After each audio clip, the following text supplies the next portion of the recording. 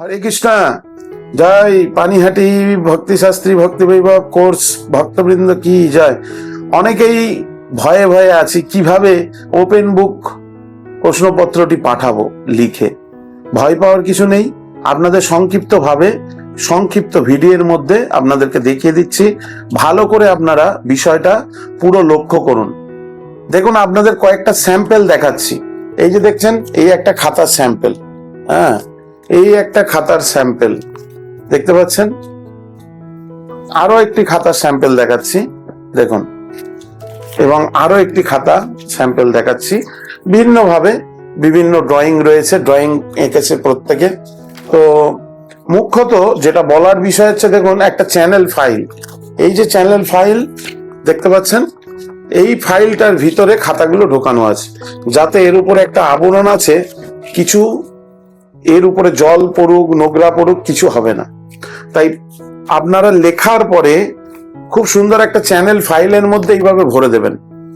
তার আগে দেখুন, এই যে সামনের যে পেজটা যদি পারেন খুব সুন্দর করে স্কেচ দিয়ে ড্রয়িং করলেন, এখানে ইস্কন, খোলা বই, ভক্তি শাস্ত্রী, ভক্তি বৈভব যেটা লিখলেন, 2000 কোন সাল আছে সেই সালটা লিখলেন, ঠিক আছে, এই সালটা লিখলেন।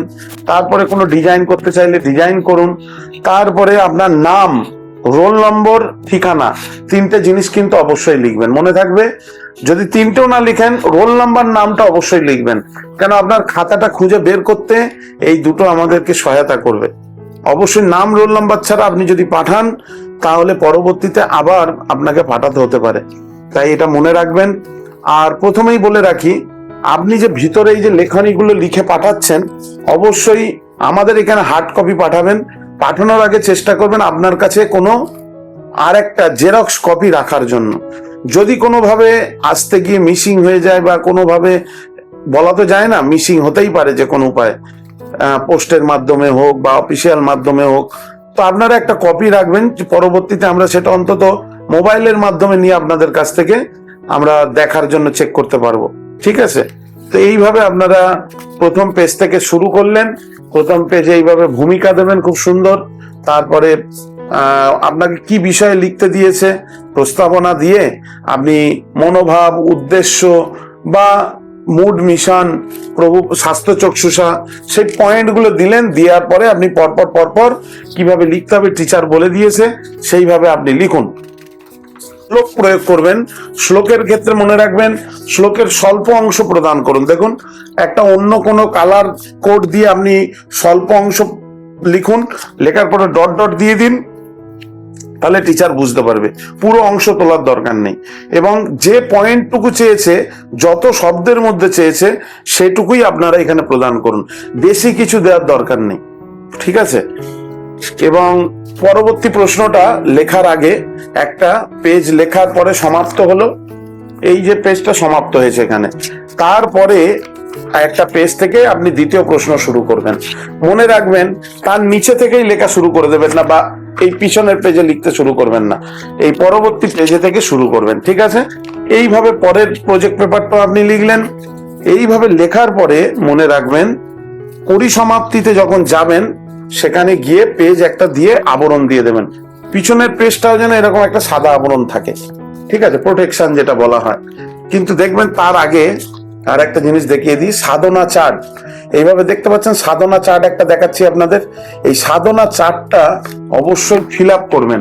এখানে দেখুন, আপনাদের দেখাই, এখানে আপনাদের দেওয়া আছে মঙ্গল আরতি কখন করেছেন, টাইম গুলো দিতে হবে, উপরে ডেট দিলেন।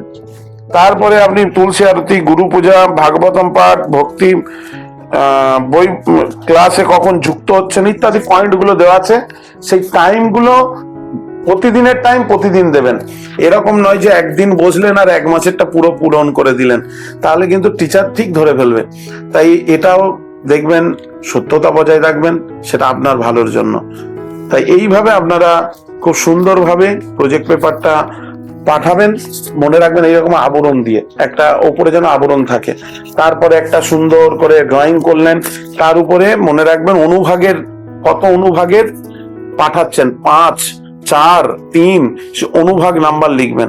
কি বই পাঠাচ্ছেন, ওপেন বুকটা লিখবেন, আপনার নাম রোল নম্বর অবশ্যই লিখবেন কিন্তু, ঠিক আছে? আর একটা বিষয় যেটা আপনাদেরকে বলাটা খুবই জরুরি, যেটা অনেকেই করে না, আপনাদের দেখবেন অনেক সময় প্রশ্নপত্র আমরা পাঠাই, এইরকম একটা প্রশ্নপত্র পাঠানো হয়, প্রজেক্ট পেপার, যে প্রজেক্ট পেপারে আলাদা করে নাম্বারিং করা আছে, ওই প্রজেক্ট পেপারটা আপনারা প্রিন্ট করবেন।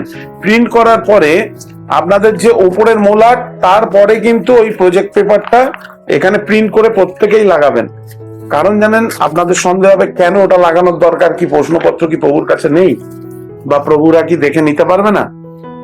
দেখুন, আপনি যদি ওই প্রজেক্ট পেপারের ওই নাম্বার করে ওটা যেটা প্রিন্ট করে একটা লাগান, নাম্বারিং করা আছে, তাহলে কি হয়, আপনার খাতাটা মার্কিং করতে সুবিধা হবে এবং ওখানে নম্বর দিতে আমাদের সুবিধা হবে। তাই প্রত্যেককে বলবো ওইটাও প্রিন্ট করে আপনারা ওখানে জয়েন করিয়ে দেবেন, ঠিক আছে? তো এইভাবে সুন্দর করে মোলাট করলেন, আবার রিপিট করছি, সামনে একটা পেজ দেবেন, সুন্দর করে হাতে লিখুন, ড্রয়িং করুন, কোনো থিম করুন, সেটা আপনি করতে পারেন। নেক্সট আপনি কোয়েশ্চেন পেপারটা অবশ্যই লাগাবেন।